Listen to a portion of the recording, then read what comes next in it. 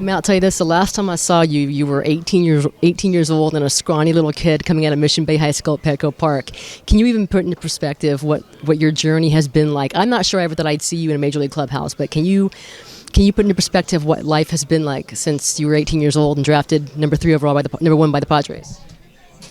I mean, I can't go back and explain how my whole life has been since I was 18 years old, but I'm pitching the major leagues, living my dream, and I feel like I've been doing a pretty good job of it, and I'm just enjoying myself, enjoying my family and friends and everyone's that has helped me, get to this point in my life is really special.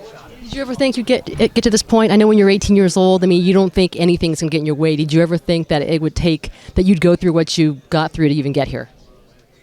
No, definitely not. I mean, since I was a little kid, I thought I'd get to this point in my life.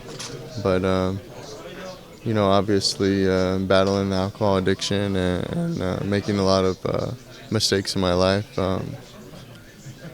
didn't help ease the process along of making it to the major leagues. But, here I am today, and I've managed to, figure some things out in my life and, avoid some things as well. And here we go. Here I am today playing baseball. If you would bring up the name Matt Bush in San Diego, a lot of things come to mind, and they aren't going to be good things. People will think this guy was a bust. He got in trouble. What happened at the bar in Peoria, in Peoria in spring training. How did you get to that point? Is there any one thing that you can look at? What happened that your life got to where it got to?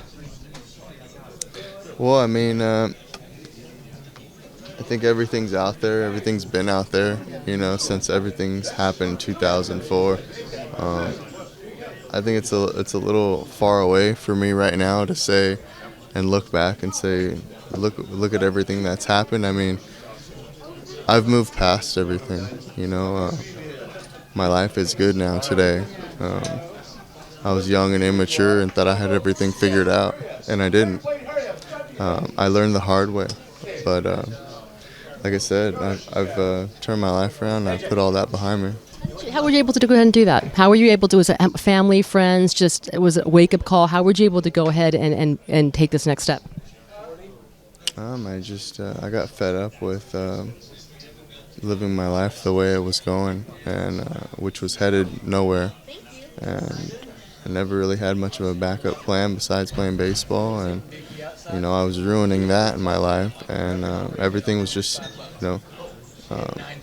headed nowhere really quick for me. And obviously, being incarcerated, having to do time in prison was a wake-up call for me. I mean, major wake-up call, and it allowed me to have time to reflect on what truly happens when you break the law, when you make mistakes in your life, and they continue to pile up. Well, there's a place called prison, and for me it's helped because I had a chance to pay my debt to society, do my time, feel very remorseful for everything that had happened, and also it helps me in keeping me stay on the straight path now, because I know, where I will be headed if I do not, and that is no place to live a life. Do you think you'd be at this point if you hadn't hit rock bottom in the first place? Do you think you would have gotten there? Would you have figured it out, or did it take something drastic happening for you for it to click?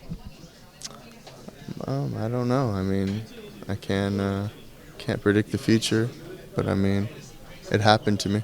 I definitely hit rock bottom. What did you tell John when John Daniels calls you? That was a great story about how they were able to go ahead and find you. When John Daniels calls you, what did you say to him? Just thank you. Thank you for the opportunity. Thank you for believing in me and giving me a chance to speak my mind, and to allow someone like myself to be given a second chance at this game and in life with my future. How does it feel to be a 30-year-old rookie? Well, it's great. I don't worry about being a rookie, being 30 years old. the thing that is most exciting for me is that I'm on a winning team that we're looking, to go far this year and go all the way, and I'm helping to contribute with that. And nothing makes me more proud than that, being on a team like this, to be competing and to be doing the thing that I love, which is pitching. And pretty much just staying focused, I mean, baseball's my life, and it's what I love. So when I'm away from the field, I try to just relax and get my mind off of it for a little while, but then get here as early as I can and get ready for another game. Do you still hang out in San Diego? Do you still live in San Diego in the off season, or what's your world like? Well, I mean, I haven't had much chance to really figure out what my world is like. I mean, I came straight from Florida to San Diego for a month and a half, 2 months, and went straight to Arizona for spring training. So it's nice. I mean, I don't own a place in San Diego. My parents have a house in San Diego that I helped them get with my signing bonus. But I mean, San Diego's home. I'm from San Diego. Obviously, I love Southern California. I think most people that are from San Diego or Southern California, it's pretty hard to leave. It's hard to beat. But I'm living out in Texas now and with the Rangers, and I mean, it's unbelievable. I mean, it's awesome.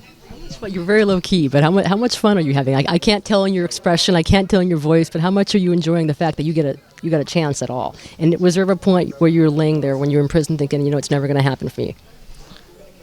Yeah, I mean, I definitely thought that there was a strong possibility it wasn't going to happen, and I didn't really like talking about it too much because just a sour point in my life. The thing I always wanted to do was make it to the major leagues and play baseball, and I've always known, talent-wise I could do that. So it was very frustrating,